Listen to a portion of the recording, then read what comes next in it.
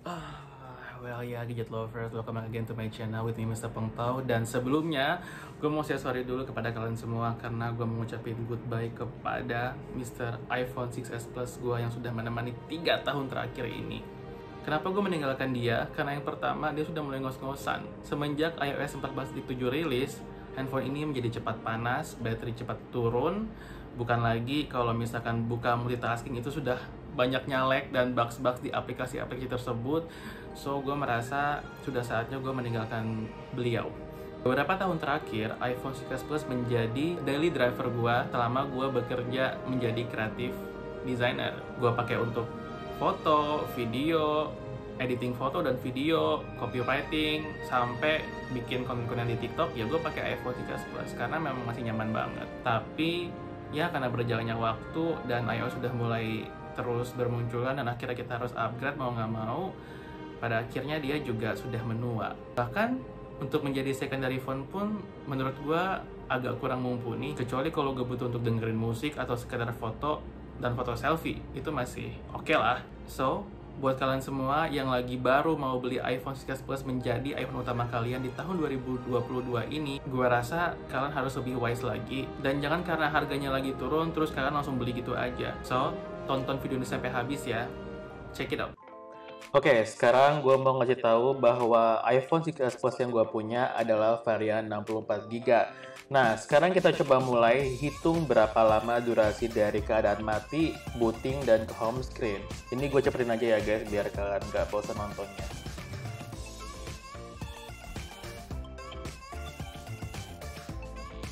Wuhu, ternyata cuma 23 detik lebih cepat daripada iPhone 11 gue. Itu masih oke. Nah, sekarang biar kalian nggak penasaran, iOS berapa sih yang udah gue tanam, gue upgrade di handphone ini. Dan gue sudah upgrade ke iOS yang paling maksimal di tahun ini, yaitu 15.2. Ya, iPhone 6s Plus masih dapat update iOS ke 15, khususnya 15.2. Dan ini adalah baterai health-nya. Gue nggak bisa kasih tahu gimana detailnya karena udah ganti baterai, dan iPhone kalau udah ganti baterai yang mungkin nggak ori, itu nggak bisa didetek secara mendetail. Jadi tetap oke-oke aja. Nah, sekarang kita masuk ke bagian sektor kamera iPhone 6s Plus, yang dimana dia memiliki single kamera utama sebesar 12 megapiksel dengan aperture 2.2 dan juga selfie kamera 5 megapiksel dengan aperture f2.2. Dan menurut gua untuk di tahun 2022 hasilnya kurang mumpuni ya, jika dibandingkan dengan handphone-handphone lain yang memiliki range di harga yang sama. Bisa kalian lihat sendiri ya dari hasil-hasil berikut.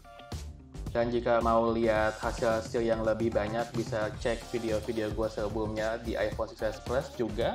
Itu ada beberapa contoh.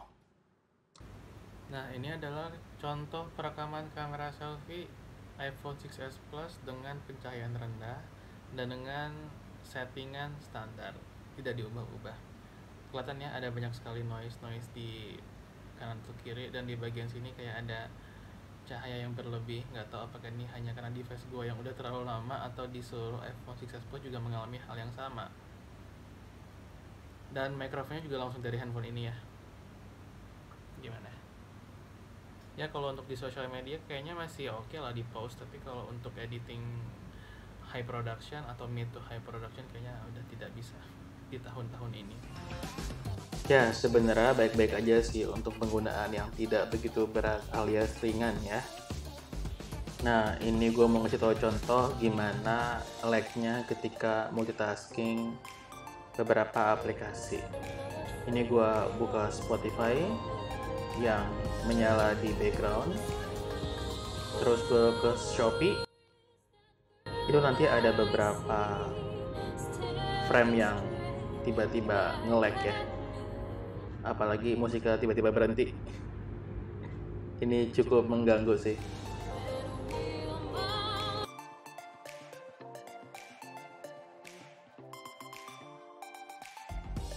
Kalau ini contoh nge-lag-nya ketika lagi buka-buka berita, tapi nggak begitu signifikan sih.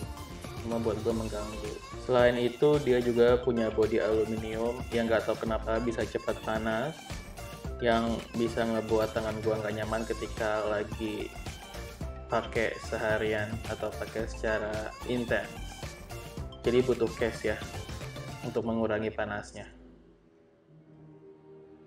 Nah, gimana gadget lovers? Menurut gua, untuk lo semua yang lagi pakai dan masih pakai sekarang, ya it's okay lah ya. Kalian lebih tahu mau seperti apa kedepannya dengan handphone ini.